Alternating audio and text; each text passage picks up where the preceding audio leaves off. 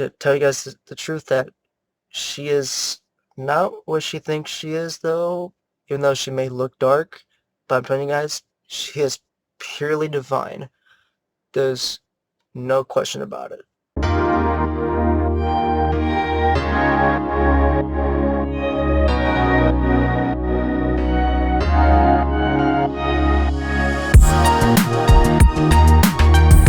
Hey folks, Ethan here, also known as the Valid Transcendence Enlightener.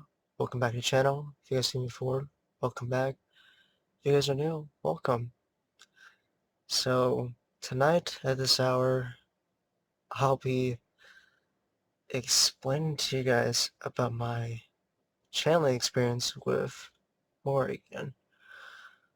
Okay, so this channeling experience was definitely something that was indeed fascinating, and I've actually enjoyed this moment very much with Morrigan. But if you guys don't know who Morrigan is, she is a goddess of death and reborn. Now, is she evil, if you guys are asking? No, she is not evil at all.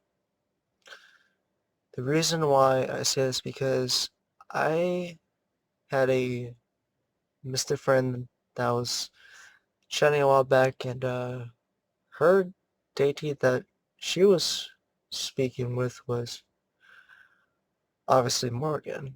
And at first, I was a bit hesitant if I wanted to try channeling Morrigan, but as soon as I searched her up, I was like, uh, it made me feel like I couldn't trust her at first, but then when I started channeling through her, when she is called a goddess of death, I felt like there was darkness within her, but all of a sudden, a moment later, when I was trying to get a better understanding of who she is, when I was chatting with my mystic friend, I was like, oh, I can actually feel that beautiful light within her. It just took a while for me to pinpoint her true self, essentially. So, yeah, that's essentially how it was for me, though. I was like, oh, she is definitely divine. The death part kind of throws a lot of folks. Like, it really does. Anyway, the channeling part, when I decided to, get to know her, um, pretty much I wanted to understand the death part of her, because I was like, what made her a goddess of death?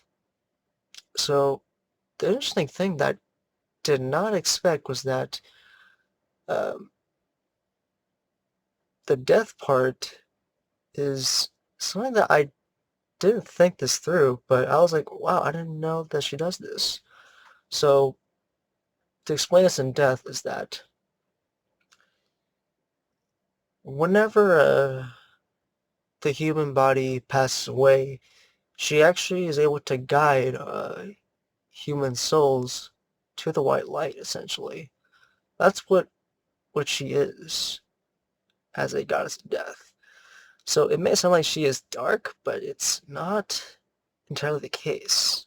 I hope you guys understand what I mean by that. So she's able to guide human souls, pretty much those who, the moment someone passes away, she is able to guide them, which I did not know she can do that. Not only that, though, I also found out that she can also help lost souls to the other side, which is something that I did not know that she could do, though. So that was definitely quite fascinating for me to learn about. Now, the reborn part is definitely something that I did not know that she could do, but um, a lot of psychic mediums and light workers go through transformations, but she can also be a wonderful spirit guide to kind of help um, young light workers and psychic mediums, including mystics, to go through incredible transformations, which is very unique. And I was like, is there anything more to that? And Morgan told me, no, that's essentially what you need to know. Um, and there was actually one thing that got me very curious, is that I was like, are you a goddess of witchcraft?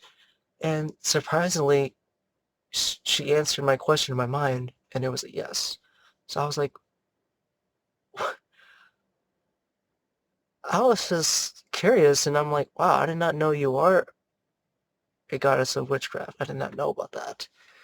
So, yeah, I was like, wow, not only you're a goddess of death and reborn, but also witchcraft as well. So that's like something new that I did not know what she was all about in the first place. This next piece might sound a bit odd for me to say, but this next channeling experience I tried doing, which was, uh, it was just extremely difficult for me to do. Um, so how should I say this? When I tried to channel her a bit further on her spirit form, I was like, I asked, can you give me an image of how you would look like on the other side? So that's what I tried doing. So I focused on her, like, I was like fully focused on her, trying to channel as much as I can to kind of get as much info of what her appearance would be like. And it may sound pretty easy, but unfortunately, I couldn't get her true form, um, not entirely all the way through, unfortunately. I got something out of her, but it wasn't the greatest, to be honest, because um, at first I was like, don't tell me Lilith's here, because I don't like her at all. But she was trying not to scare me. So I was like, oh, I thought Lilith was here. But it turns out it wasn't Lilith. I mean, I think she was trying to get me to understand of how she would appear to me as a typical woman would appear to me. But I just couldn't get it. I was like, you know what, I think this is kind of good enough for my channeling. I think I got where I believe it should be good enough for me to understand about what your possible true form is, even though I didn't get it entirely. So, yeah, that was pretty much it, essentially. Everything that I've told you guys so far uh, was pretty much it that I need to know about her, basically. But the one last question I did ask was that, is there a lot more about you than what I've already gathered from you, essentially? And she said yes. So eventually I'll learn more about her in the future, but right now this is all I can gather about what she is as a goddess of death, reborn, and witchcraft.